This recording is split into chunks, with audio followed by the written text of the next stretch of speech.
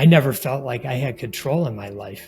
And somehow I thought by starting my own business, I would gain control and I would have some level of freedom that I didn't have before. So there you go. There's a mental construct that I had to work through, because truth be told, you don't have control in your business or anything, by the way. I don't have to tell you that.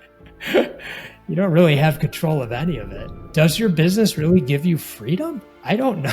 In some ways, some of the entrepreneurs you and I know, they're not free at all. They're handcuffed to their business. Their identity is their business.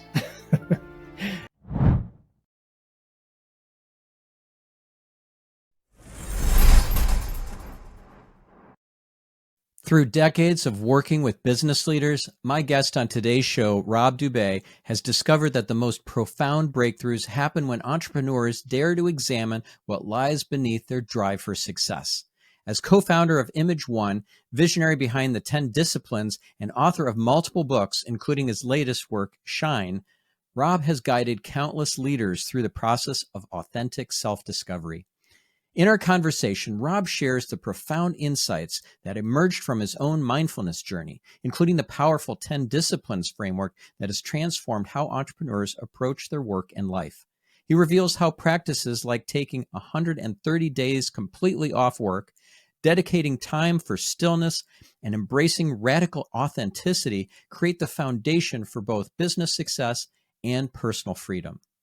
We explore the topics of shadow work, discovering one's true gifts, and breaking free from the mental constructs that keep driven entrepreneurs trapped in cycles of exhaustion and disconnection. Rob explains why looking inward isn't just a nice-to-have practice, but an essential key to unlocking sustainable success and genuine fulfillment. So without any further ado, on with the show. Stephan, thank you for having me. I greatly appreciate it, and I'm looking forward to chatting. Yeah, me too. Me too. So we know each other through Genius Network, and Joe Polish has been a guest on this podcast. Amazing human. We have some shared friends and colleagues and so forth. And speaking of colleagues, your co-author, Gino Wickman, has been a guest on the show. Amazing guy. And really glad we're going to be talking about your new book with him. And yeah, just the whole set of principles that you guys have developed and all the interesting collaborations that have come about from you and Gino working together. So let's first of all start with a bit of an origin story. And I'd love to hear especially how you and Gino ended up connecting. And was there some sort of synchronistic magic that happened that brought you two together? I love that you ask it that way, and you're the perfect person to ask that. I just have to say that about you. I know this about you. You see things. So, I'll start just very quickly with part of my journey growing up. At 14, I became an entrepreneur. I started selling blow pop lollipops out of my locker with my best friend. The two of us had all kinds of businesses through high school and college. After graduating college, we started a company called imageOne, which is still around. We actually sold it and bought it back during our journey. We are still the principals and owners of the company, but someone runs it for us. So we sit in the owner's box on the board of directors. And as you mentioned in the bio, I'm running a company called the 10 Disciplines, and my business partner now is Gino Wickman. Talk about synchronicity. We were one of Gino Wickman's first clients when he was creating the EOS process, the Entrepreneurial Operating System. It wasn't even called that at the time. He was experimenting on his first 7 clients, as he likes to say. I thought at the time he was coming in to help us get control of our business, which certainly was part of it. But truth be told, as I look back, we were brought together for a much greater purpose. And is what leads us here today. And you and I together is this book, Shine, that Gino and I collaborated and co-wrote on with the goal of helping entrepreneurs free their true selves. But by the way, how did that name, the book title, come about? Because one interesting trivia that I learned pretty recently was from BJ Fogg. He came up with the word shine as a name for an emotion that he said had previously to this point not been named. And it's the feeling of success or progress. And he is trying to get more shine in the world by getting people to institute tiny habits, feeling that shine, and then building upon those habits with even more habits and more involved habits, but starting really tiny and making sure that that habit formation sticks because of that feeling of shine. I don't know if you've ever heard this before. No, I haven't. It's very interesting, though. You know, a funny story is that we were looking at different titles, and our book publisher and our agent had other ideas in mind for the title. And they were more probably in alignment with what might be good for marketing.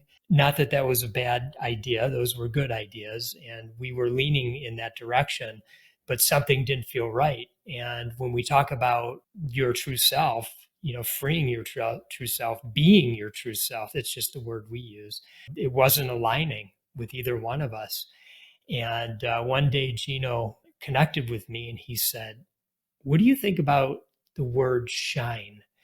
And I immediately said, "I love the word shine," because about 20 years ago, I was working with somebody on freeing my true self. And her name is Michelle McCall. And she said, "Rob, it's time to let your light shine." And that always stuck with me. So when he said shine, that's all he needed to say. And I said, "That is our title, Gino. We have to do this." He agreed, and the publisher and agents went with it. And there you go. But interesting what you shared with us about that. Thank you.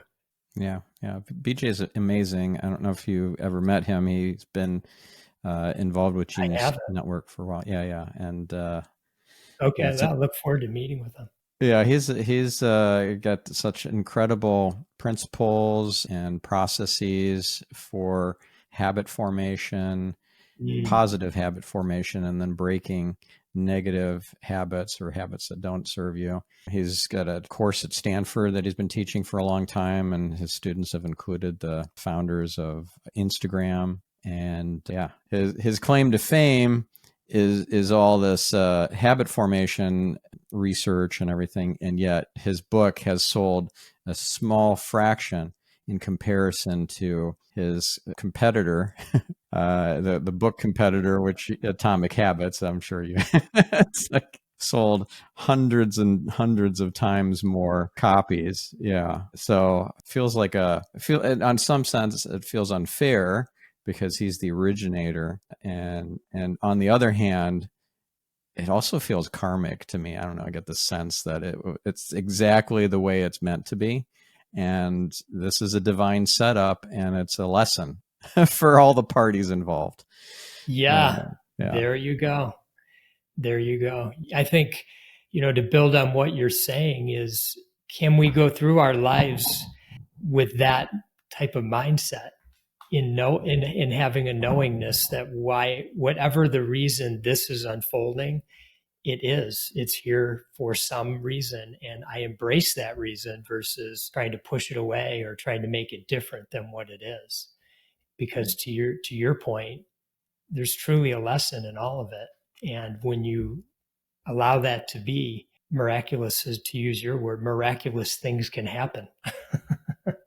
Yeah. Speaking of miracles, this one client. We'll get back to your origin story. I didn't forget about That's that. okay. Yeah. But this wild thing happened late last year with a client that was problematic, let's just say, and it wasn't due to the CEO. It was due to one of people that reported to one of his report, and I got guidance to actually fire the client. And I was reticent to do so because we lost two really big accounts, not for performance reasons, but because of financial reasons. They both had to lay off multiple staff, not just vendors. And we weren't the only vendor that was let go. So it was not a smart time, from a pure logic perspective, to fire a client, especially our biggest one at the time. So it took a lot of courage, but I did it. And amazing thing happened that within minutes, the CEO replied and said that he wanted to see what he could do to work this out so that instead of us parting ways that we can rectify the situation. We ended up getting a large budget increase from the client. Instead of losing the client, we got a big budget increase. And the reason this is relevant to our discussion is because there's this Jewish wisdom that goes something along the lines of God gives, God takes away, may God's name be blessed. And when you look at everything as a blessing, including when God takes away, well, in this case, God gave a great unexpected bonus to me in the form of a big budget increase. And it lasted for 7 months. So it didn't last that long, but it certainly made a big difference during that time frame. And so looking at this from a outside kind of bigger picture perspective, it might seem like, wow, that's a shame. It's too bad that it didn't last. It only was 7 months of this budget increase. And really, it's about looking at it from this perspective of everything being a blessing. That why is this in my movie? What's the benefit of it? And I get the sense that this is going to make way for a new chapter, a new set of clients that are more of a match, or even better, vibrational fit, I guess. And so if you look at everything as a divine setup, it takes a lot of the pressure off, and it does require faith and patience, especially in the entrepreneurial world. I love that story and I love your word courage. What was coming to me, and it's because it's the way we write it in the book, is you were coming from love. But courage is your word, and that's like the perfect word. But, many entrepreneurs would come from fear in that scenario. They'd come from lack, and you didn't do that. And so... Yeah, that's a funny thing that, again, from just a pure logic perspective, it was bad business to do what I did because we were already in a cash burn situation with those two big clients. So it was, from an outside kind of pure business perspective, reckless to fire a client, the largest client that we had, without having someone else in the wings. So the business coach the hypothetical one would probably say, just suck it up, Stephan. It's not a great situation with this client, but just do your best and find some new clients, and then you can cancel. But that's not what I did, because I got guidance to go against that logic. Yeah. And those types of clients are coming at a low vibrational energy, and that's sucking your energy, your team's energy, which blocks the ability for these opportunities to come in, which are the ones that help you do your best work and serve and make a greater impact. It's a great story. I'm so happy you shared that. Yeah, of course. And so you said earlier that this person who said, you need to let your light shine, what did that mean for you, and what ended up occurring because you got that message? Oh, what a great question. I think at that point in my life, I never felt like I was doing enough or I was enough. Everywhere I looked, it felt like everybody was more successful in business than I was. And I constantly felt like I was running uphill trying to be what they were. And it was causing me to not be my true self and not let my true gifts come forward, because I was trying to do the things that I thought were the things that needed to be done to be a successful person, a successful entrepreneur. And Michelle helped me see that in a different way. And that reframing for me was very impactful. We did a lot of shadow work together, and that was a big result of it. Can you describe what you did to integrate your shadow? And maybe for our listener who's not familiar with shadow work, just explain the process and what the shadow is. Yeah, just, noticing the different parts of me that were in the way. Now, it was over 20 years ago, so all the different stuff we did specifically, I can't even remember. What comes to my mind most is it was a lot of deep work, and it felt hard. It felt like I was really working hard. My mind was on overload, which, as I reflect on it now and having done a lot more work, my mind was really in the way. I was trying to intellectualize everything. And I think that was definitely part of the process with Michelle, in that, to help me get out of my mind and recognize my true self, my innate self, what my true gifts are, and to allow those to come forth, allow my mind to get out of the way for me to be able to do that. So how that showed up in business is, I tried to put myself in a position at my company where, I was focused really initially on people and the totality of their lives. And I would think about that every day, not just with our team members, but with our customers. For example, let's just say we had a difficult customer, which we have still do to this day. And I would always try to think, how can we show up and how can I show up and lift them up in some way, just through my energy, through my interaction with them, because they're having a challenging time in some way, because I know they don't want to treat humans the way they're treating them. None of us want to treat each other badly. But sometimes, due to our circumstances and other things beyond what I might have knowledge in, or we might have knowledge in, they're struggling. And as a result, they're showing up in a particular way. Maybe in some little way, we can show them through our minor interaction with them that life can look a little bit different. And so I just tried to think about that all the time when there were challenging situations. And, certainly closer to home with our team, just really realizing that they have a lot of components to their lives, and they're coming in and trying to do their best each and every day. And what can we do and what can I do to better serve their needs? While I certainly can't, there are certain things that I and we as a company couldn't do, but what could we do to help their experience in the 8 hours they were with us be as positive and good as it could be? So I put a lot of focus on that for the time that I was, running the company. Mm-hmm. So do you see aspects of your shadow in this difficult client? I'm quite sure that I do, I'm quite sure. Have you thought about that, or is I this haven't, but you're making me think about it, and I like it. I like it. Now, see, I'm removed from it now, so I'm more thinking back.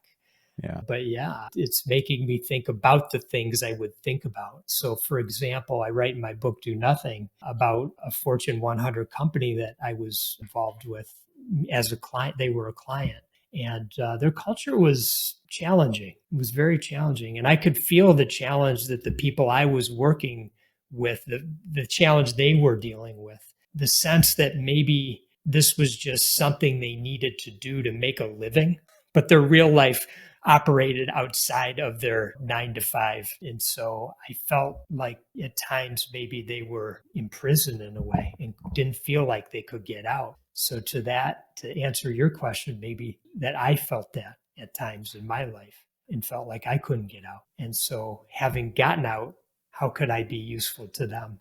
How could I serve them so maybe they could see it differently? Mm-hmm. Yeah. It's so good. I love that question. Thank you. Yeah. I mean, if everyone is just a mirror for us, Totally. then again, this is all divine setup. So someone is doing something to you, it's actually for you, but you feel violated and frustrated and angry and what have you. It's triggering you. And that's an invitation to look at that unowned or disowned aspect in yourself. Yeah. You're reminding me with this great question you posed. We were going through a period of time where, because they were a large company, they would do RFPs, request for proposal, and we were an incumbent, and they put us through this process, and that was scary. So I felt a lot of fear, and the process was long. It took like 18 months. So it felt like 18 months of fear. They, at the time, were one of our largest clients. They were in our top 3. So as you shared in your story, it would be a significant impact to lose them for us financially. And so I'm a regular meditator. And so during my meditations, this would come up frequently. The feeling, I could just feel it like bubbling up to my mind. And then the feeling my mind would have, emotions and all the different paths that it would go down in fear of what about this and what we would have to do, and just everything that goes along with that when you're going to lose potentially a major client, which was a story I was creating. I used to have to remind myself about, this is a big story you're creating. You're way in the future losing the client when there's no certainty that you're going to lose them or keep them or something in between. Who knows? So how can you, first of all, what's the deal with that? And trying to shed whatever it is that's blocking me from seeing things clearly as they are in the present moment, which is simply a request to go out and look at other options to make sure they're doing the right thing in their business, which makes complete sense. And knowing and having the confidence that we're doing the best that we can. And if that isn't meeting their needs, then, as you said with your client, then that's what needs to happen. We need to not be together. You're reminding me of a Tony Robbins quote. It might originally be from somewhere else, but Tony would say this, and he'd explain that you want to see things as they are, but also see them better than they are. Not worse, but better than they are. And we're so good at catastrophizing. Our brains just go straight there. What's that book that's a big bestseller, The Worst Case Scenario Handbook or something like that? And it's like all the terrible things, like if you get bit by a shark or a alligator, or you're falling off of a skyscraper, like all these like crazy things that could happen, but almost certainly won't, and how to survive them. What about a best case scenario handbook? Like, right, assume the best, not the worst. But no, it's too easy to go to the worst case scenario. Yeah, that's so true. So you mentioned that you were a regular meditator, and you were meditating on this thing of the shadow, or you were meditating on this thing about potentially losing this client during this 18-month-long RFP process. Do you believe that you helped bring about the best outcome by meditating, or do you believe that by kind of fixating on it, kind of kept running that through your head over and over and over again, you actually maybe manifested a less than ideal outcome? Oh, and the word I was looking for is ruminating. Ruminating. That's the word I was trying to think of. Like ruminating. Yeah, that's a better word. Yeah. It wasn't with intention. It was just what was coming up. And I think, and I'm just thinking about this now as you're asking me, I was learning a great lesson during that period of time. So I'm not really sure I was manifesting. We did win the account and we won the RFP, and we still retain the business to this day. They've been a client for 15 years now. Yeah, I'm not sure. I never thought of it in terms of manifesting an outcome, but if I were to have manifested any outcome, we probably would have lost it. But I definitely learned the lesson of allowing myself to see things more clearly, or letting myself see things more clearly, and really coming to the present moment. I had been meditating for quite some time, before that. And my meditation, my practice, I believe, was very useful during this time, but it was a great reminder because, I would always think about the importance of really being in the present moment and dealing with exactly what you have in front of you, and not being so concerned about the past or the future. And so maybe it was a bit of a karmic test for me. You want to hear something wild I'm getting about this? Yeah. So, there's this term I learned called the most benevolent outcome. I learned this through Jan Tober, who is Lee Carroll's wife. So she channels Cryon. And she told me in a session about this thing called most benevolent outcome. So I learned through Jan Tober about this concept called the most benevolent outcome, and it originates from Tom Moore, author of The Gentle Way. I use it all the time. MBO for short, most benevolent outcome. Assuming that you don't know everything, which we don't, none of us do. We don't have the full big picture. And so when I'm asking for guidance and when I'm praying for the most benevolent outcome, because if I'm asking for healing for myself or someone else that I care about, if I'm asking for a client to be retained, or some sort of relationship to be restored or whatever, it may not actually be for the most benevolent outcome. And the reason I bring this up is because my intuition tells me that it wasn't the most benevolent outcome that you retained that client through that 18-month long process. And I would love to hear what you have to say about that. I'll need more time than our podcast will require Okay. on that one, but it's going to be swirling around. Okay, got it. I'll send you a text or something. That's good. I don't know. What an amazing thing to think about, and to Totally. really start operating under. Like this is I don't know what kind of operating system this would be called. It's not even entrepreneurial. Maybe it's like a heavenly operating system. If you think like, maybe I should let this guy go or gal go. Maybe I should let this client go, this staff person go, this opportunity go. Maybe I should say no to the speaking gig, even though it all looks good on paper. It makes total sense from just a pure business perspective, but will that bring about the most benevolent outcome? And if I'm getting a no, like in my gut or in my inner knowing. Here's something that's coming to mind for me. Okay. That experience helped me see something more clearly. I went to my business partner and I said, I can't do this anymore. I can't experience this kind of pain. I'm not in the place that I need to be, and we need to change something. And so we made a commitment to make changes, and we did. To make a long story short, I couldn't be happier, since that experience and since the changes that we made, which didn't happen overnight. They took some number of years. But as I mentioned at the outset, I think I did, I can't remember, I'm not involved with my company anymore. I'm in a different place, and there's somebody who is much more capable and has the drive and the willingness, all the things that are needed to grow the company in the way that we intended it to grow and to serve the people who are helping it to grow. That was a really important experience that I went through, because it was like kind of like a 2x4 to my head. Change must be made. You are not the person to take this company to where it needs to go. You're no longer capable, nor do you have the drive. So I'm not sure that answers the part about whether it was the right outcome in terms of the company's relationship with the client, but it certainly felt like a benevolent outcome for me. Right. I mean, everything is a divine setup, and yeah, right.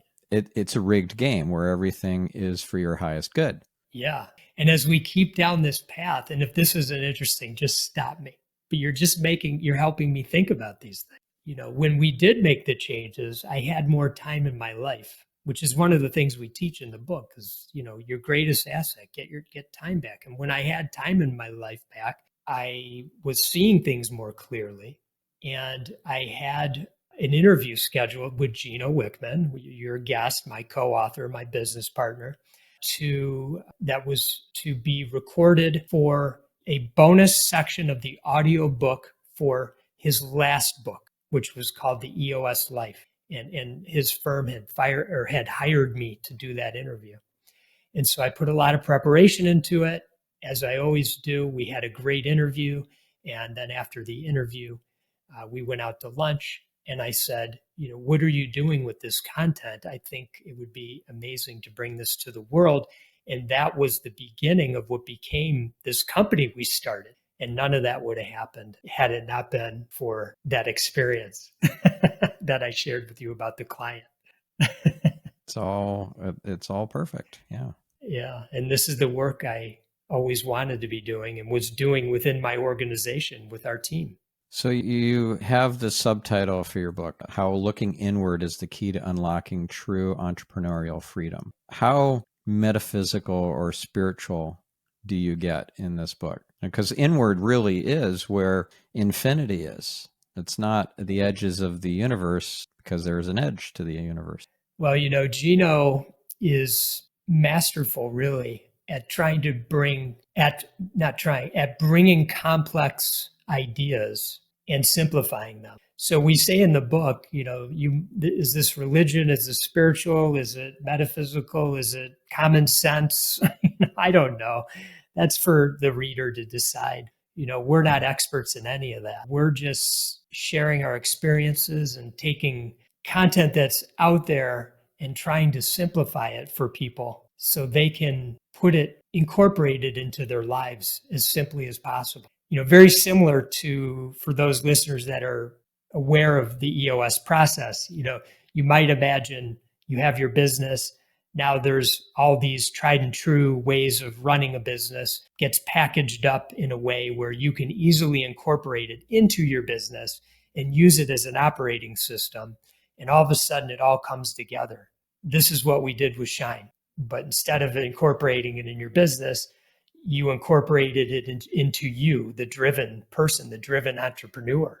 And what we're sharing and what we're writing about is, once you are able to find the time in your life and the space in your mind to go inside, you will begin to change the way you operate, not just in your business, but outside of your business. And you will have more inner peace. You will make decisions from love and not fear. Many of the things that you and I have been talking about through our stories. But that inner journey is critical, because we believe that you do need to go inside and look at all the things that are in your way. And that doesn't mean Gino and I experienced, we write about it in the book, and I'm happy to talk about it if you want to. We both have experienced some pretty significant traumas in our life. People ask me all the time. I was chatting with somebody the other day, and she said, I don't feel like I've had any major traumas in my life. I had a very happy upbringing.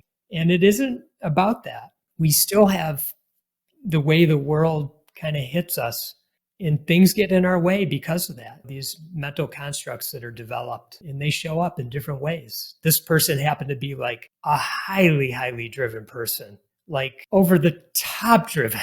It's like no time in her life, exhausted, 3 kids, a husband, and just no time to think, no time to decompress. So something's there. That's all I was sharing is something's there. You have everything you need in your life. You're safe, you're secure, you have love, but yet something is still driving you to the max plus. And that's just worth investigating. So what are some of these mental constructs that driven people have that you help them deconstruct? I mean, there's a million of them. There's an absolute million of them. You can start digging into all the reasons. First of all, why we become entrepreneurs. Why do we take that path? And I've thought about that for myself, so I could share certain parts of my story. I never felt like I had control in my life. And somehow I thought by starting my own business, I would gain control and I would have some level of freedom that I didn't have before. So there you go. There's a mental construct that I had to work through, because truth be told, you don't have control in your business or anything, by the way. I don't have to tell you that. You don't really have control of any of it. And does your business really give you freedom? I don't know. In some ways, some of the entrepreneurs you and I know, they're not free at all. They're handcuffed to their business. Their identity is their business.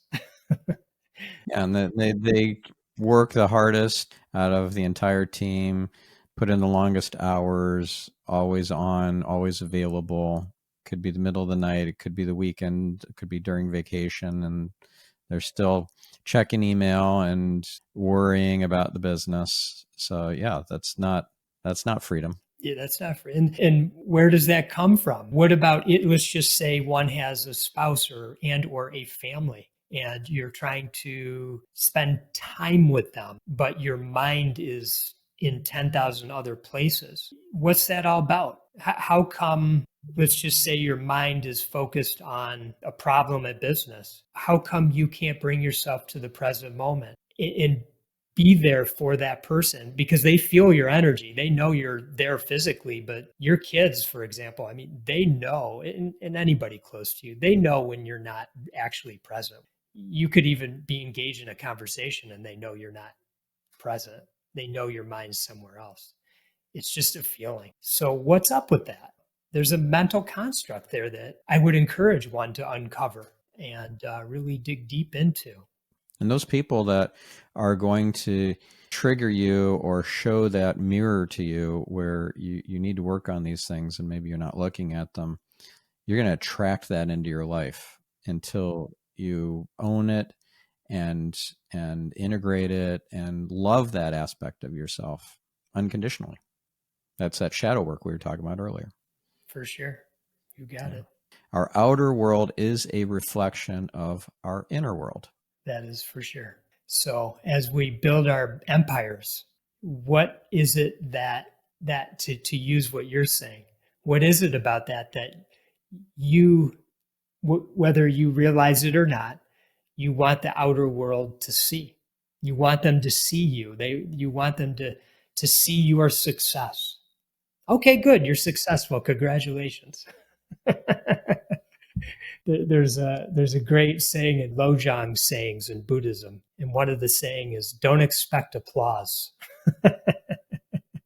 I love that one. So, you have your successes and then you have your things. So congratulations, you have your things. You have the roof over your head. That's as good of a roof as one could have. And you have all the other things you ever could have imagined that would make you happy, yet you're still struggling. Yeah. The Something trappings still of doesn't feel success. fulfilled. The The trappings. trappings of success are traps.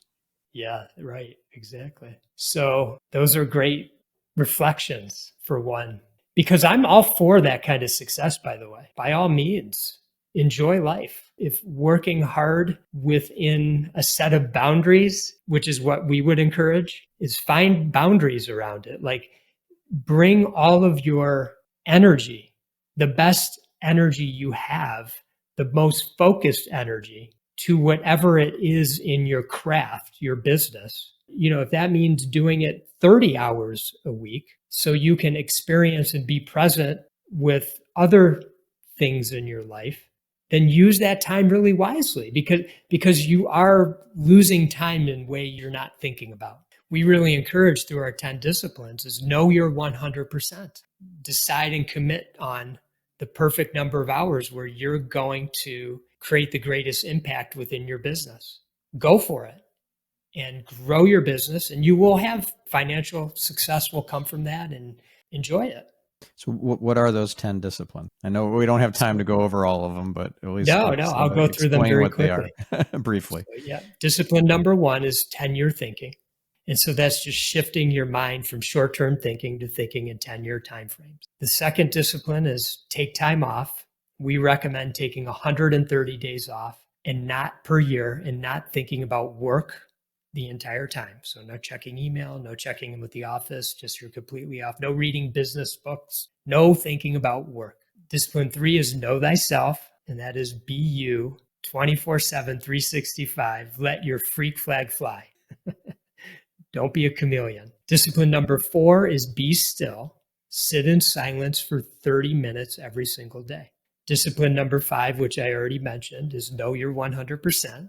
Discipline number 6 is say no often. So say no to anything that doesn't fit into those first 5 disciplines.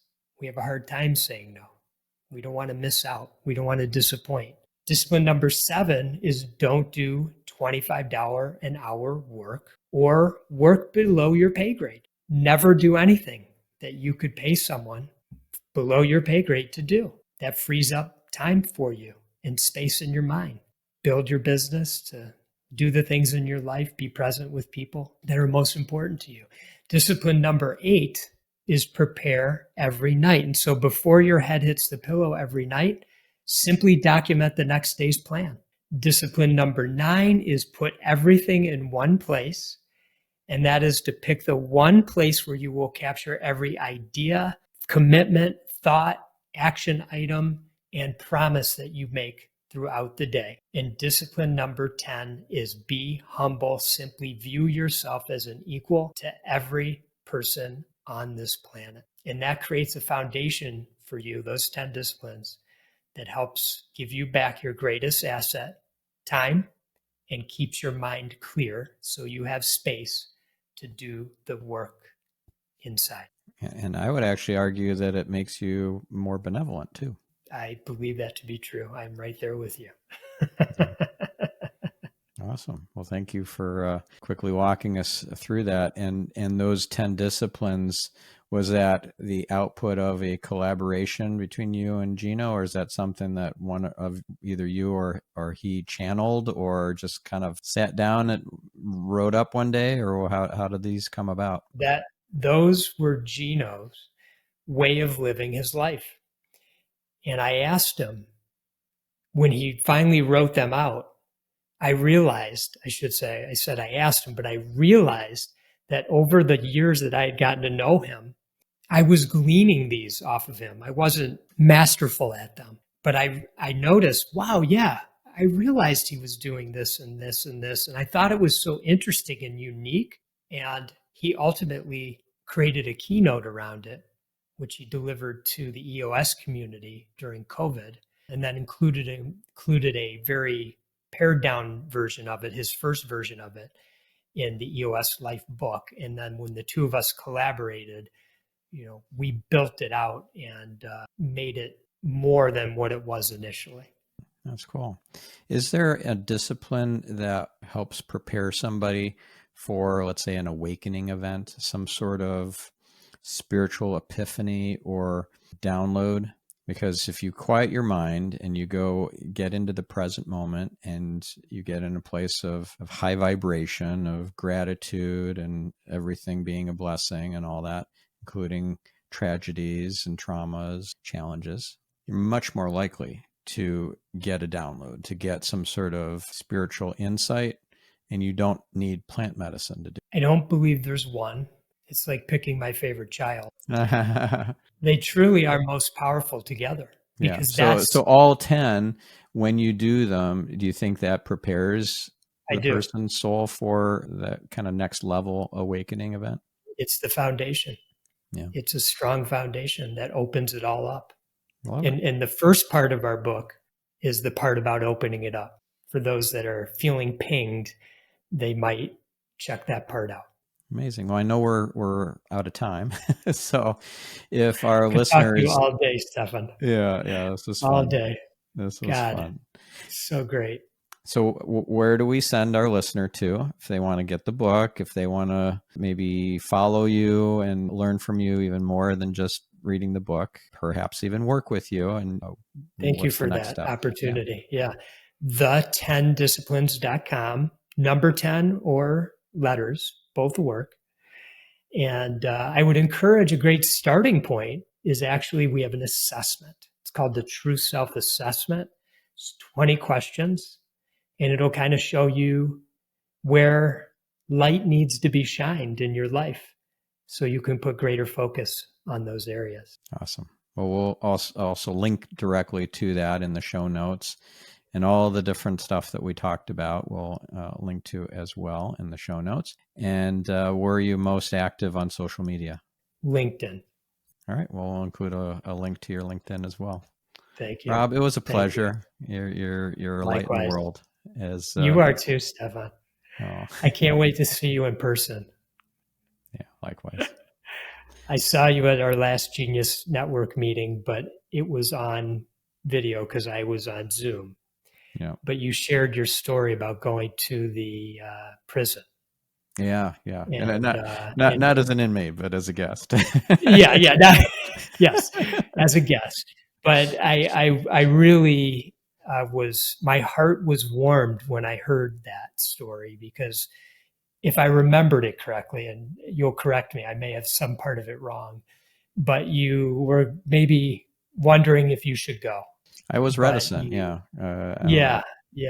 That was the first time I'd ever stepped foot in a prison, and it was really gratifying and inspiring and perspective shifting for me to be there and to talk to the folks there. There was a women's prison. A few of us from Genius Network came and talks and helped inspire and uplift the inmates that were there listening, the residents. And I think we made a difference. I know we made a difference. So it's not that hard. It's not that hard to do. It just, there's this mental barrier of like, oh, I can't even imagine stepping foot into a prison to talk to inmates. Like, who does that? It's just like so unusual to hear of somebody doing that. And I just thought, wow, we need to destigmatize this for folks so that it's a regular thing that people are like, oh yeah, I'm happy to go speak at my local, I don't know, Kiwanis Club or Elk Lodge or whatever. Oh, I'm happy to go speak at the local prison.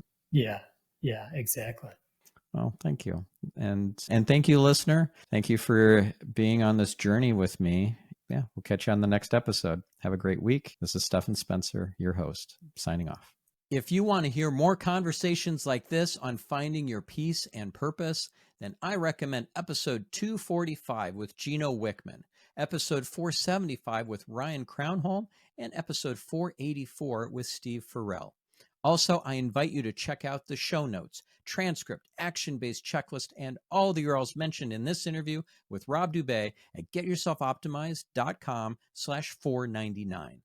If you enjoyed the conversation, I encourage you to share this episode and, more importantly, the entire show Get Yourself Optimized with a friend. Change your life and help me spread the light. Thank you.